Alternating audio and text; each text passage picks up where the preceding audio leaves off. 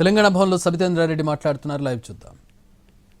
కేసీఆర్ గారు, కేటీఆర్ గారు, హరీష్ రావు గారి మీద ఉంటే మా దృష్టి అంతా కూడా ప్రజలకు మీరు ఇచ్చిన హామీల పైన ఉంటుంది, మీరు చేస్తున్న అవినీతి పైన ఉంటుందని మాత్రం గుర్తు చేస్తా ఉన్నాను.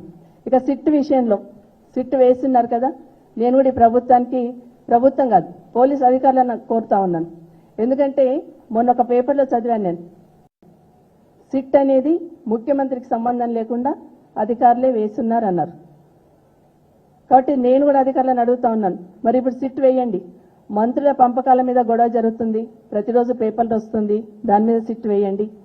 మంత్రులు కూడా మా ఫోన్లో ట్యాప్ అయినాయి అంటున్నారు, దాని మీద సిట్ వేయండి. పారిశ్రామికవేత్తలను గన్ను పెట్టి బెదిరిస్తున్నారు, దాని మీద కూడా సిట్ వేయండి.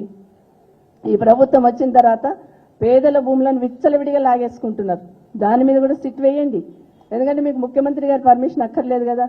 నిన్నగాక మొన్న ఒక పేపర్లో చదివాను, సిట్ వేస్తున్నారు, ముఖ్యమంత్రి గారు నోటీసులో లేకుండానే సిట్ వేశారు అధికారులు అని చెప్తున్నారు. కాబట్టి మీరు కూడా సిట్ వేయండి అని కోరుతా ఉన్నాను.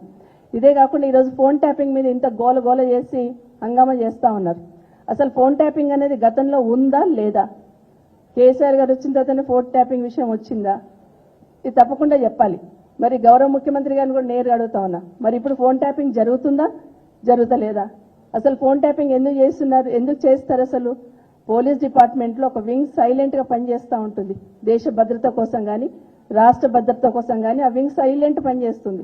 మీరు దీని మీద ఇంత పబ్లిసిటీ చేశారు కదా, రేపు రాష్ట్రానికి ఏమైనా హాని తలపెట్టాలన్న ఏ ఉగ్రవాదులైనా కూడా రేపు ఫోన్లో మాట్లాడుకుంటారా? ఈ రాష్ట్రంలో ఫోన్ ట్యాపింగ్ ఉంటుంది అని ఫోన్లో మాట్లాడుకోవడానికి అవకాశం ఉంటుందా? ఇది ఎవరికి నష్టం చేస్తుంది అనేది ఒకటి గుర్తుపెట్టుకోవాలి. ఇంకొక మాట మీరు చెప్తా ఉన్నారు, ఈరోజు హరీష్ రావు గారికో కేటీఆర్ గారికో ఫోన్ ట్యాపింగ్లో సంబంధం ఉంది అంటున్నారు. అసలు సిట్ వేస్తేనే ఈ రాష్ట్రంలో సిట్ వేస్తేనే ముఖ్యమంత్రి గారి నోటీసులో లేదని చెప్తున్నా మీరు.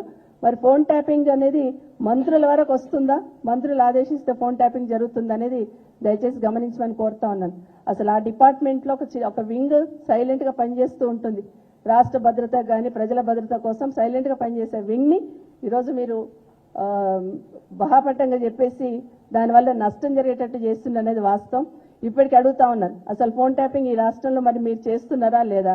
ఫోన్ ట్యాపింగ్ జరుగుతుందా లేదా? ప్రజలను రాష్ట్రాన్ని దృష్టిలో పెట్టుకొని ఆ వింగ్ పనిచేయాలి, పనిచేస్తుందా? ఆ వింగ్ను క్లోజ్ చేశారు, అది చెప్పాల్సిన అవసరం ఉంది.